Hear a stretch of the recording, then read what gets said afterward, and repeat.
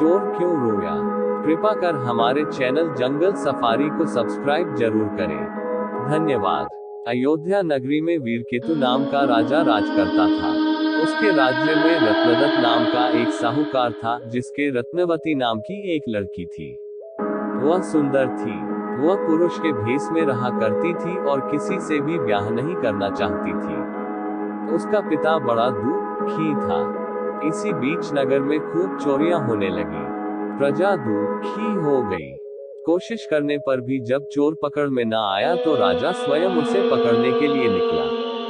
एक दिन रात को जब राजा भेष बदलकर घूम रहा था तो उसे परकोटे के पास एक आदमी दिखाई दिया। राजा चुपचाप उसके पीछे चल दिया। चोर ने कहा, तब तो तुम मेरे साथी हो, आओ मेरे घर चलो। दोनों घर पहुंचे। उसे बिठलाकर चोर किसी काम के लिए चला गया। इसी बीच उसकी दासी आई और बोली, तुम यहाँ क्यों आए हो? चोर तुम्हें मार डालेगा, भाग जाओ। राजा ने ऐसा ही किया। फिर उसने फौज लेकर चोर का घर घेर लिया।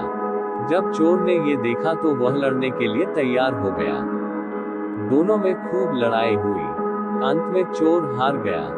राजा उसे पकड़कर राजधानी में लाया और से सूली पर लटकाने का हुक्म दे दिया।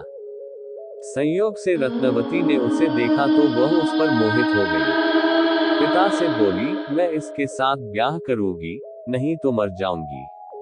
पर राजा ने उसकी बात न मानी और चोर सूली पर लटका दिया। सूली पर लटकने से पहले चोर पहले तो बहुत रोया, फिर खूब हंसा। रत्नवती वहां पहुंच गई और चोर के सिर को लेकर सती होने को चिता में बैठ गई। उसी समय देवी ने आकाशवाणी की, मैं तेरी पतिभक्ति से प्रसन्न हूँ, जो चाहे सो मांग।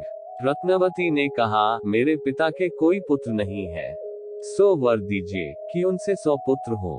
देवी प्रकट होकर बोली, यही होगा, और कुछ मांगो। वह बोली, मेरे पति जीवित हो जाएं।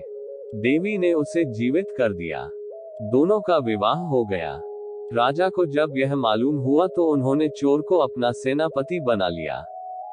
इतनी कहानी सुनाकर बेताल ने पूछा, हे राजन, ये बताओ कि सूली पर लटकने से पहले चोर क्यों तो जोर जोर से रोया और फिर क्यों हंसते हंसते मर गया?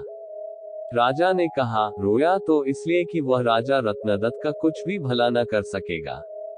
हंसा इसलिए कि रत्नवती बड़े बड़े राजाओं और धनिकों को छोड़कर उस पर मुग्ध होकर मरने को तैयार हो गई। स्त्री के मन की गति को कोई नहीं समझ सकता।